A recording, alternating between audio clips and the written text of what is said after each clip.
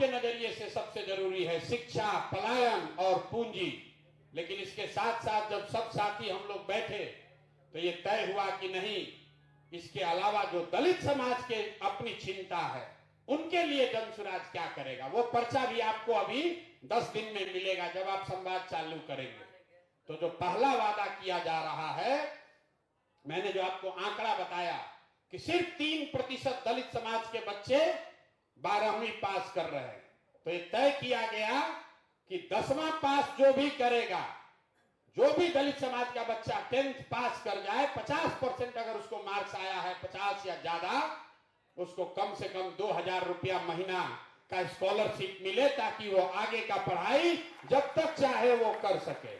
इस पर आपकी सहमति है कि नहीं है सहमति ना भाई? इसको रखा जाए ना, इसको रखा जाए। दूसरी बात, यहां पर सबसे बड़ी समस्या लोगों ने बताया, भैया घर बनाने के लिए जमीन नहीं है।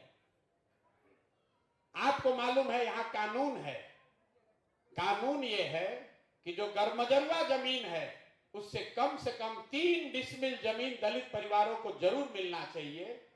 जहां पर ब्लॉक में, पंचायत में गरमजरुआ जमीन नहीं है, वहां डीएम को प्राइवेट जमीन खरीद कर जमीन आपको देनी है। लेकिन ताली मत बजाइए, तो कानून पहले से है, लागू नहीं है।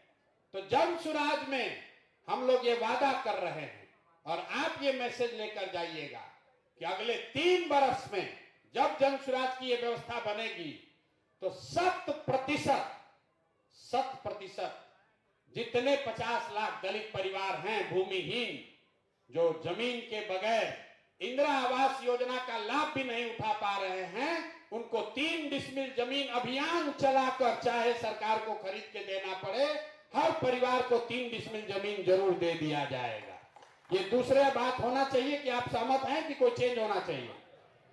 तीसरी बात जो कही गई कि जो हम लोग गांव में देखे, ये मेरा अनुभव है, कुछ लोग उससे सहमत हैं, कुछ लोग नहीं सहमत हैं, आपकी राय जानना चाहते हैं। हमने देखा कि बिहार में बहुत बड़ी संख्या में जो लोग खेती, अपना खेत बटाई पर देते हैं, वो दलित समाज के लोग वो बटाई पर जमीन नहीं ले पा रहे हैं। उसकी 2 वजह दिखी।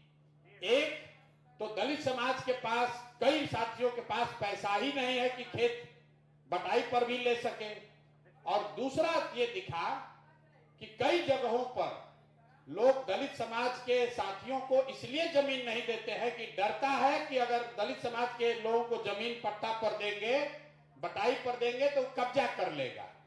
चूंकि पहले यहां जमीन को लेकर संघर्ष चला है, तो इसलिए जनसुराज ये सुझाव के तौर पर रख रहा है, आप लोग इसमें अपना मत दीजिए कि अगर जनसुराज की व्यवस्था बनेगी तो सरकारी जमीन जो है उसको सरकार पट्टे पर दलित समाज के साथियों को प्रायोरिटी पर दे, ताकि आप भी खेती कर सके और आपको मजदूरी न करना पड़े। दलित समाज में एक बहुत बड़े वर्ग को किसानी से जोड़ा जाए, इसलिए ये हम लोग वादा करना चाहते हैं। चौथी बात जो कही गई कि दलित समाज के जो साथी हैं, जो कॉन्ट्रैक्टर बनना चाहते हैं, कुछ छोटा मोटा बिजनेस करना चाहते हैं, उनको पूंजी कर्जा नहीं मिलता है।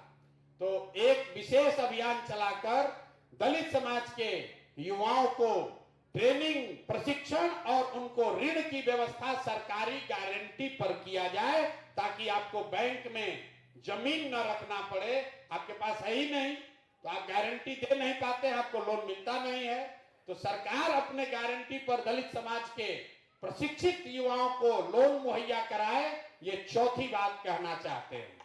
और 5वीं बात जो राजनीतिक है, जितनी आपकी संख्या है, आपको रिजर्वेशन आरक्षित सीट पर मिला हुआ है।